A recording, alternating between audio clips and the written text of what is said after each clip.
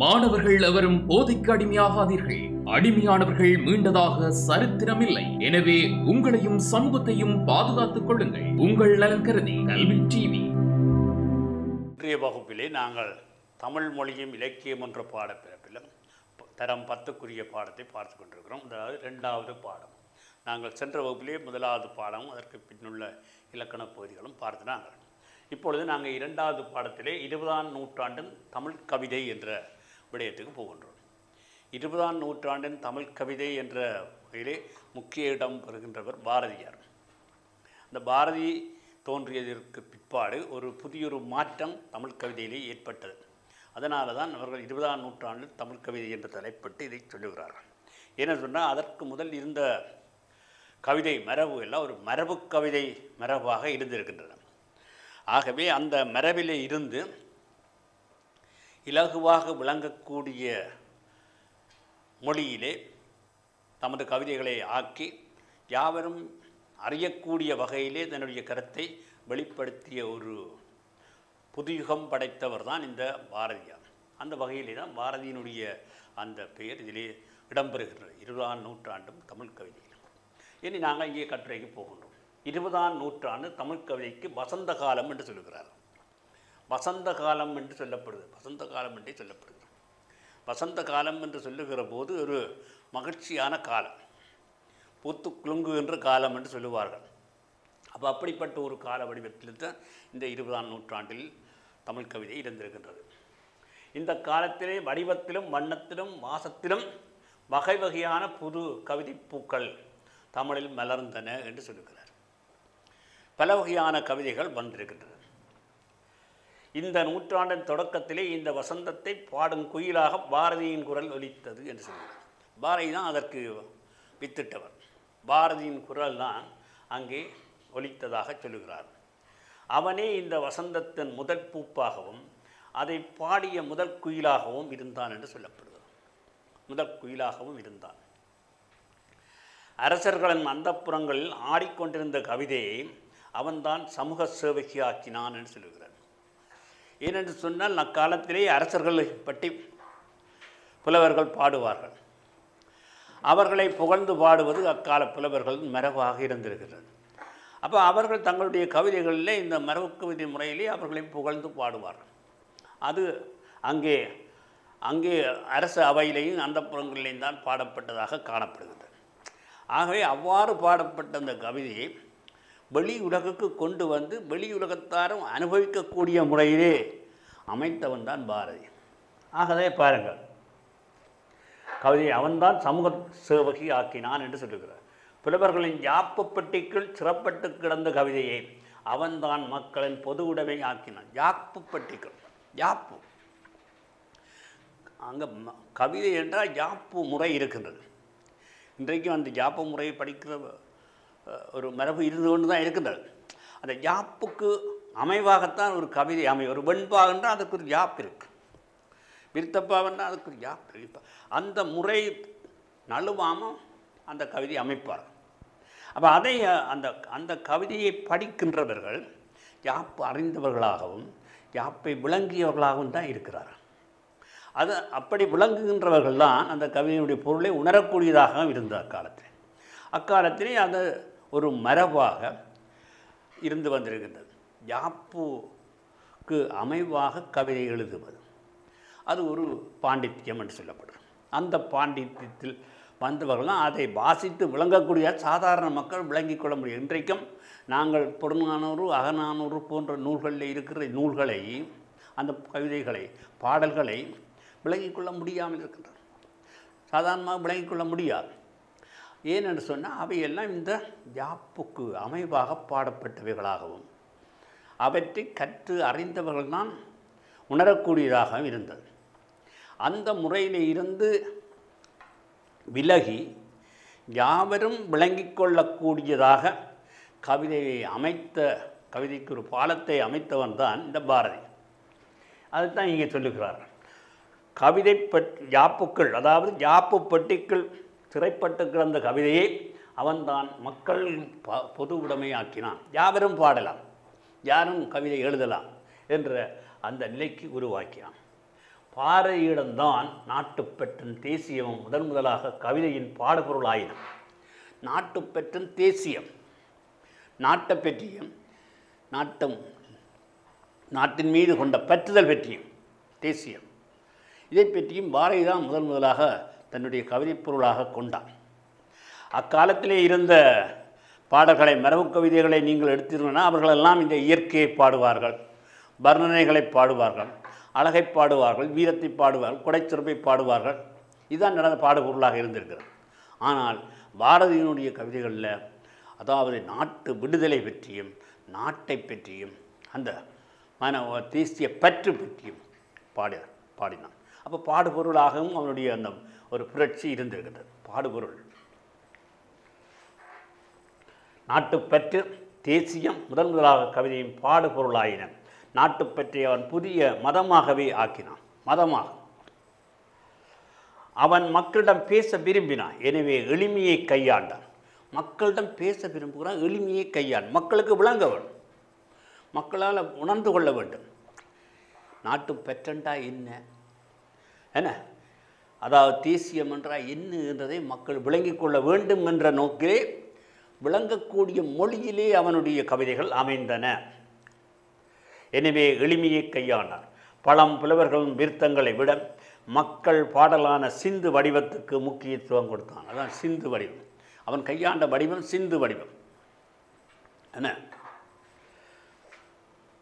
ஓடி விளையாடு பாப்பா, நீ ஒன்றிருக்கலாகாது பாப்பா, கூடி விளையாடு பாப்பா, ஒரு குழந்தையை வையாதே பாப்பா. மிக இலகுவாக பாடுகின்றார்.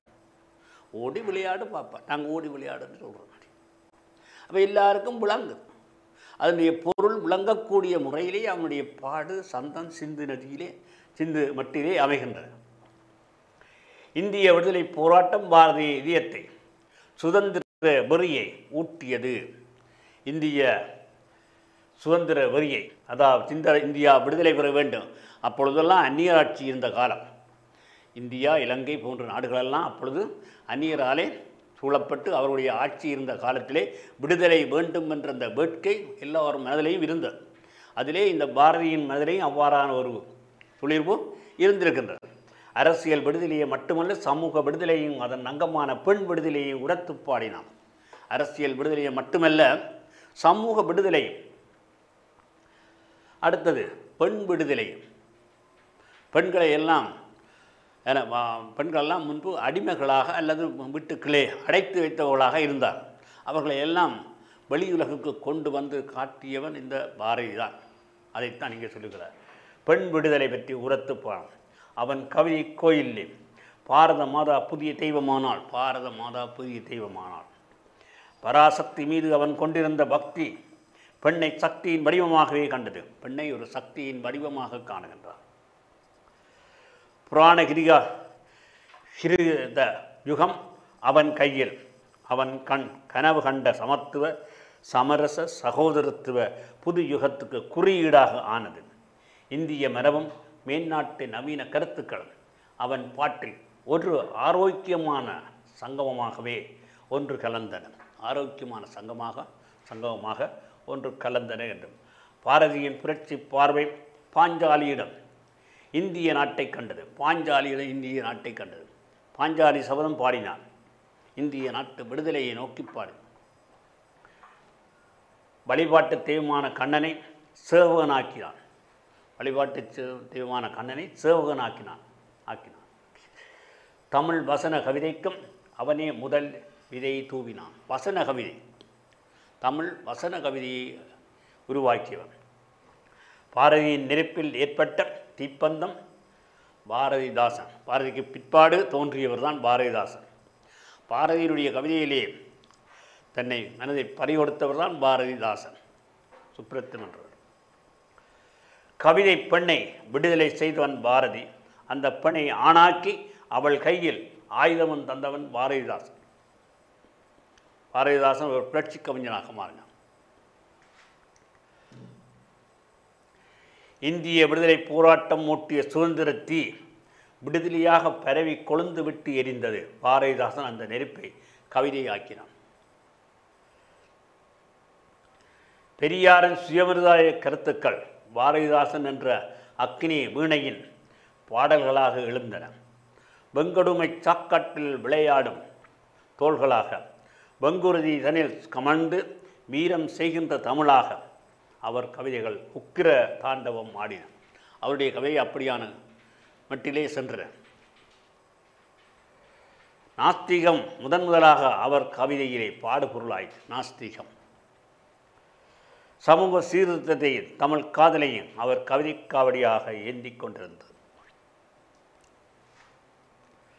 சாதி சமயமற்ற சமுதாயத்தை அவர் கனவு கண்டார். பாரதிதாசன் சாதி சமயமற்ற ஒரு சமுதாயத்தை வேணுமென்று அவர் கனவு கண்டார். அரசர்களும் அதிபர்களும் மட்டுமே நடந்து கொண்டிருந்த பாட்டொன்று, பாட்டென்ற ராஜபாட்டையில் அவர் உழைக்கும் வர்க்கத்தவரின் ஊர்வலத்தை நடாத்தினார். ராஜபாட்டில் அந்த ஊர்வலம் உழைக்கும் வர்க்கத்தை ஊர்வலமாக நடத்தினார். பாரதி கூட தொடாத விதவை மறுமணம் பற்றியும் குழந்தை மன கொடுமை பற்றியும் அவர் பாடினார். குழந்தை மனம், அடுத்தது விதவை மறுமணம் பற்றியெல்லாம் பாடினார். அவருடைய காதல் கவிதைகள் கூட சமூக சீர்திருத்தம் பற்றிய தமிழ் பற்றிய பிரசார கவிதைகளாகவே அமைந்தன. குடும்பத்தில் அன்றாட செயல்கள் கூட அவர் கைப்பட்டு கவிதையாக மலர்ந்தன. எல்லோருக்கும் எல்லாம் அன்றிருப்பதான இடம் நோக்கி நகர்கின்ற இந்த வையவம் என்ற சம உடைமை சமுதாயத்துக்கு அவர் வரவேற்பளித்தார். தம்மை பின்பற்றும் ஒரு பாட்டு பரம்பரையை உருவாக்கிய பெருமையும் பாரதிதாசனுக்கு. அவரை பின்பற்றி பல ஒரு பரம்பரையை உருவாக்கி, பாரதிக்கு பின் வந்த கவிமணி தேசிய விநாயகம் பிள்ளை. பாரதிக்கு பின் வந்த கவிமணி குழந்தைகளுக்காக எழுதினார். எட்வின் ஆனட்டின் ஆசி ஜோதியையும் உமர் கையாமின் ரூபாய் தாயையும் தமிழிலே தந்தார். அவருடைய நெஞ்சிலே நாட்டு மருமக்கள் வழி மான்மியம், மருமக்கள் தாய் வழி என்ற கொடிய வழக்கத்தை மாற்ற காரணமாக இருந்தது. காந்திய பிரசாரகராக அறிமுகமான நாமக்கல் ராமலிங்கம் பின்னர் தமிழிசை இயக்கத்தின் பிரசாரகரானார். அவருடைய அவனும் அவளும் என்ற நூலிலே ஒரு புதினத்தை கவிதை நடையிலே எழுத முயன்ற முதல் முயற்சியாக கருதலாம். நவீனத்துவத்தின் இடையே ஒரு ஆன்மீக குரலாக ஒலித்த சுத்தானந்த பாரதி. அவருக்கு நாங்கள் இதுவரையும் பார்த்தவர்கள் பார்த்தால் பாரதிதாசன், அதற்கு பிற்பாடு கவிமணி தேசிய விநாயகம் பிள்ளை, நாமக்கல் ராமலிங்கம், அதற்கு பிறகு சுத்தானந்த பாரதியார் என்று சொல்லுகிறார். வால்ட் விட்மன், பிரான்சில் தாம்பசன், வில்லியம் பிளேக், தாந்தே போன்ற மேல்நாட்டு கவிஞர்களை தமிழுக்கு அறிமுகப்படுத்திய பெருமை அவருக்குண்டு. அவருடைய பாரத சக்தி மகாகாவியம் வரவிருக்கும் ஆதி மனிதனை சித்தரிக்கும் நவீன ஆன்மீக காவியமாக கொள்ளப்படுகிறது.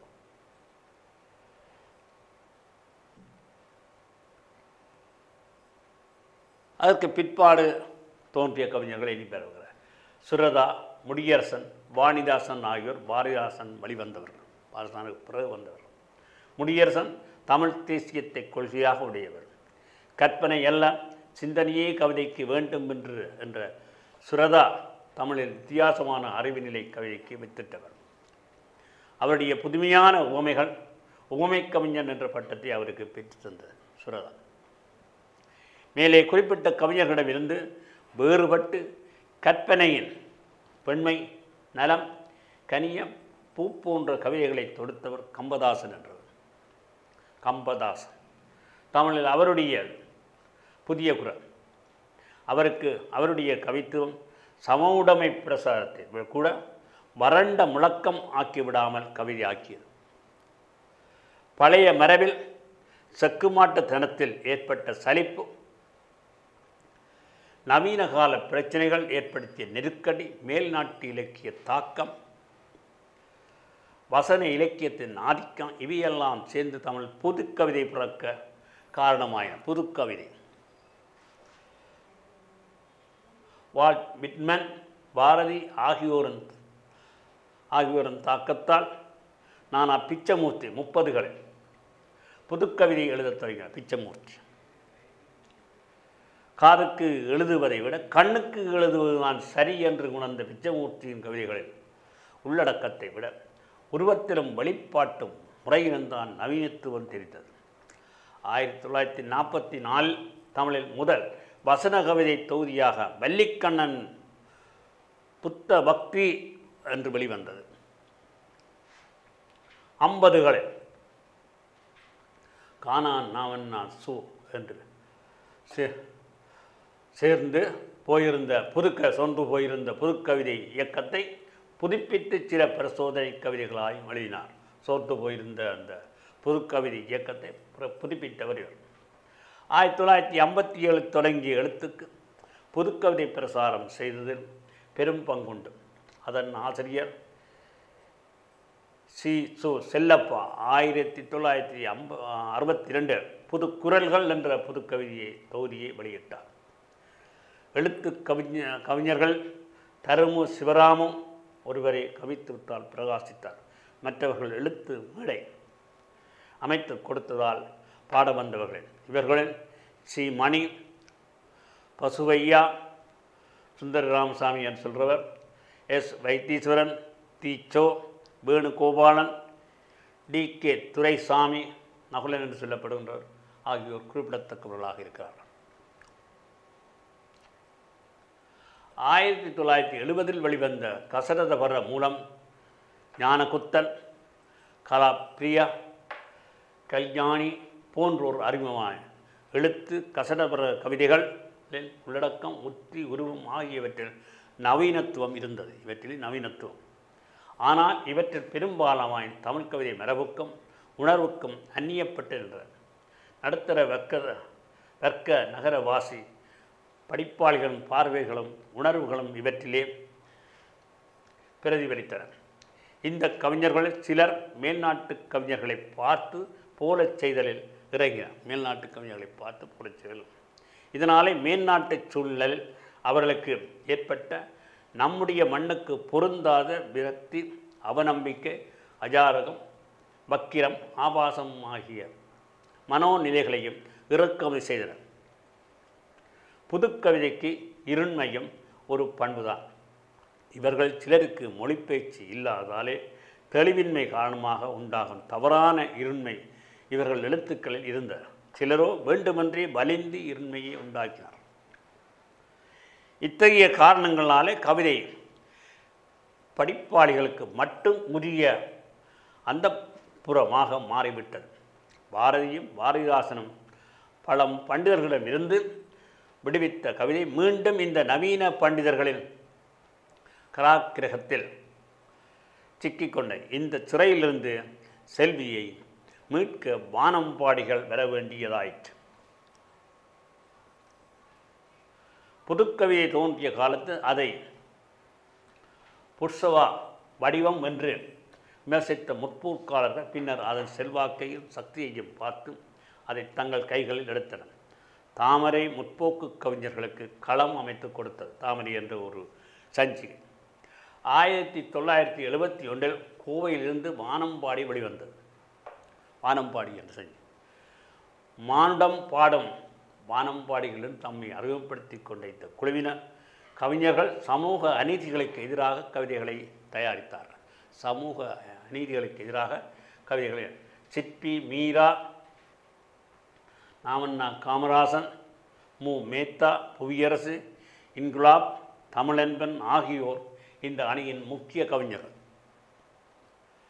இவர்கள் முறையாக தமிழ் கற்றவர்களாக இருந்தாலும் ஏற்கனவே மரபுக் கவிதை எழுதி பிரபலமாக இருந்தாலும் புதுக்கவிதையை பரப்புவதற்கு இவர்கள் காரணமாக இருந்தார்கள். புதுக்கவிதை இவர்களாலே ஜனநாயகப்படுத்தப்பட்ட எல்லோரும் எழுதக்கூடியதாக இருந்தது. எழுத்து கசடதபர குழுவின் இருட்டுத்தன்மைகளை நீக்கிய இவர்கள் மரபு சார்ந்தெழுந்த புதிய போக்குகளை ஆதரித்தார்கள். வானம்பாடியில் புதியவர்கள் பலர் எழுதத் தொடங்கினார்கள். இவர்களில் பெரும்பாலானோரிடம் கவிதை வசன கவிதை ஆக கூட இல்லாமல் வெறும் வசனமாக வரட்டு முழக்கமாக நீத்து போனது. இந்த இரு குழுக்களோடும் அடையாளப்படுத்திக் கொள்ளாமல் தமக்கென தனிப்பாணியை அமைத்து கொண்டு எழுதியவர்கள் அப்துல் ரஹ்மானும் அபியும் கவித்துறையிலே கவியரங்குகளால் ஆற்றிய பணியும் குறிப்பிடத்தக்கது. அப்துல் ரஹ்மான் கவியரங்குகள் இன்று பெரும்பாலும் போலி கவிஞர்களின் விளையாட்டு மைதானமாக ஆகிவிட்ட போதிலும் போலிக்கவிஞர் கவிதை ரசிகர்களே பெருக்கிய பெருமை அதற்குண்டு. குறிப்பாக கலைஞர் கருணாநிதி அவர்களாலே தமிழகம் என்க நிகழ்த்தப்பட்ட அண்ணா கவியரங்குகள் அரசியல் கேட்க வந்த லட்சக்கணக்கானவர்களை கவிதை ரசிகர்களாக ஆக்கியிருந்தார். மற்ற யாரும் எழுதாத கவி வசன நடையில் கலைஞர் தொடக்கத்திலிருந்தே எழுதி கொண்டிருப்பதை இங்கே குறிப்பிட்டே ஆக வேண்டும். கலைஞர் அவ்வாறு செய்தார். அண்மை காலத்தில் ஹைக்கூ விளைச்சல் அதிகமாக இருக்கிறது. நகர நாகரிக குரலுக்கு மாறான கிராமத்து குரல்களும் வட்டார வழக்கும் கவிதைகளை ஒலிக்கத் தொடங்கி இருக்கின்றன. தாலித்தியம் பெண்ணியம் கவிதைகளிலே தங்களை வெளிப்படுத்திக் கொள்ள தீவிரமாக முயன்று வருகின்றன. பல மலையும் மனுஷிய புத்திரனும் அண்மை காலத்தில் அறிமுகமானவர்களை குறிப்பிடத்தக்கவர்களாக இருக்கிறார்கள். கவிதை என்று பேசுகிற போது திரைப்படப்பாளர்களை நாம் ஒதுக்கிவிட முடியாது. திரைப்படப்பாளர்களை நாங்கள் ஒதுக்கிவிட முடியாது. இப்போ அதுவும் ஒரு கவிதை வடிவிலே வந்துவிட்டது. திரைப்படப்பாளர்களை இலக்கியமாக மதித்தாக வேண்டிய நிலையை கண்ணதாசன் உண்டாக்கியிருக்கிறார். பகுத்தறிவை பாடிய உடுமலை நாராயண கவியும் உழைக்கும் வர்க்கத்தின் குரலாய் ஒலித்த பட்டுக்கோட்டை கல்யாணசுந்தரன் குறிப்பிடத்தக்கவர்கள் என்று இங்கே அப்துல் ரஹ்மான் தான் இந்த கட்டுரையை தந்தவர். ஆரம்ப காலம் தொடக்கம் இந்த அப்துல் ரஹ்மானுடைய காலம் வரையும் உள்ள கவிஞர்களையும் அவர்கள் கவிதை உலகுக்கு காட்டிய அந்த பங்களிப்புகள் பற்றியும் இங்கே இந்த கட்டுரையிலே தரப்படுகிறது. ஆகவே 20ஆம் நூற்றாண்டு தமிழ் கவிதை மரபு என்ற வகையிலே இந்த கட்டுரை அமையப்பட்டிருக்கின்றது. இங்கே சில பயிற்சி வினாக்களை நாங்கள் இப்பொழுது பார்ப்போம். பாரதி கவிபாடு எடுத்துக்கொண்ட பொருளுக்கு உதாரணமாக 5 தரச்சொல்லி இருக்கு. என்ன பாரதி? அவர் தேசிய விடுதலை பற்றி என்ன, அடுத்தது பாரதம் பற்றி, அல்லது நாடு பற்றி எல்லாம் அவர் சொன்னார். என்ன, அவர் பாடுபொருளாக அவர் அவர்களைத்தான் விட்டவர். பாரதியின் கவிதை நடை பற்றி சுருக்கமாக, அது ஒரு எளிய சிந்து மட்டிலே மிக எளிய நடையிலே அவர் புதிதாக சொல் புதிது என்ன வசனம் புதுசு, இப்படித்தான் புதுசாகத்தான் அவர் எல்லாத்தையும் உருவாக்கினார். புதுசாக சொன்னார். கவி உலகிலே பாரதியிலிருந்து பாரதிதாசன் எவ்வாறு பாரதி சில பொருட்களை அவர், அதாவது பாரதி கவிதை பொருளாக எடுத்துக்கொண்ட பொருள்கள் விடுதலை, நாட்டுப்பற்று என்ற விடயத்தில் தான் கவனம் செலுத்தினார். இவர் பாரதிதாசன் அவர்களில் இருந்து கொஞ்சம் சற்று வேறு மனிதர்களில் இருக்க சமூக விடுதலை, பெண் விடுதலை என்றெல்லாம் பிறகு கொண்டு வந்தார். அவர் இப்படி அந்த பல்வேறு விதத்திலே அவர் வேறுபட்டு புரட்சிகரமான மாற்றத்தை உருவாக்கியவர் பாரதிதாசன் என்று அங்கே சொல்லக்கூடிய இத்தகைய புதுமைகளை ஏற்படுத்தினார் என்று சொல்கிறார். கவிமொழி தேசிய விநாயகம் பிள்ளையின் கவிதைகளின் பங்களிப்பு, அது குழந்தை கவிதை, மிகவும் இலகுவான கவிதைகள். ஆனால் ஆசிய யோதியை அவர் மிக இலகுவாக பாடியிருக்கிறார். 20ஆம் நூற்றாண்டு கவிஞர்களையும் படைப்புகளையும் கவி வளர்த்த அவர்களின் பத்திரிகைகளையும் இங்கே பட்டியல் சொல்லப்பட்டிருக்கிறது. எவ்வாறு கவிதை, அதாவது தாமரை, அடுத்த வானம்பாடி, இப்படியான சஞ்சிகள் உருவாகி அதன் மூலம் உருவாகிய கவிஞர்கள் பற்றியெல்லாம் இங்கே சொல்லப்பட்டிருக்கிறது. அவைகளை நீங்கள் பற்றி பார்க்கலாம். இன்றைய சினிமா பாடல்களை, திரைப்பட பாடல்கள் இயற்றுவோரையும் பட்டியப்படுத்தலாம். சினிமா பாடல்களையும், அதாவது பாடல்களையும் திரைப்பட பாடல்களையும் நாங்கள் கவிதைகள் என்ற வகையிலே அவற்றை புறந்தள்ளிவிட முடியாது. இன்றைய சினிமா பாடல்கள் கூட சங்ககால கவிதைகளிலே காணப்பட்ட பல செய்திகளை அவர்கள் பயன்படுத்தி பாடியதாக கூறப்படுகின்றது. ஆக அவ்வாறு அவர்கள் பிற்காலத்திலே வருகின்றவர்கள் ஏதோ முன்னுக்கு இருந்த அந்த கவிதைகளை எல்லாவற்றையும் கவிதையாக இருந்தாலும் புது கவிதைகளில் இருந்து பாடப்பொருட்களை எல்லாத்தையும் அவைகளெல்லாம் பயன்படுத்தி தான் பாடியிருக்கிறார். அந்த வகையில் சினிமா பாடல்கள் எங்களுடைய இந்த கவிதை மரபுகளே சேர்க்கப்படக்கூடிய ஒன்றாக காணப்படுகின்றது என்ற வகையிலே இவற்றை நீங்கள் பயிற்சிகளை வடிவாக செய்து பார்க்கலாம். இக்கட்டுரையிலே 20ஆம் நூற்றாண்டு தமிழகத்தில் கவிதை வளர்ச்சி பற்றி எழுதப்பட்டுள்ளது. இதே போன்று இலங்கையிலே 20ஆம் நூற்றாண்டு தமிழ் கவிதை என்ற தலைப்பில் தகவலை திரட்டலாம். நாங்கள் இலங்கையிலே 20ஆம் நூற்றாண்டில் தோன்றிய கவிஞர்களை நாங்கள் பட்டியப்படுத்தி பார்க்கலாம். இந்த எப்படி நாங்கள் இந்தியாவிலேயே மகாகவி என்று போடப்பட்ட பாரதி தோன்றாரோ அதே மாதிரி மகாகவி என்ற பட்டத்தோடு எங்கள் இலங்கையிலேயும் ஒருத்தர் தோன்றியிருக்கிறார். மகாகவி உருத்திரமூர்த்தி என்றவர் தோன்றியிருக்கிறார். இப்படியெல்லாம் எங்கள் இலங்கையிலேயும் பல கவிஞர்கள் தோன்றியிருக்கிறார்கள். கவிதைக்கு வளம் சேர்த்திருக்கிறார். அதை நாங்கள் பட்டியல்படுத்தி பார்க்க வேணும். முருகையன் சிறந்த கவிஞர்கள் போன்றவர்கள் எல்லாம் இருந்திருக்கிறார்கள்.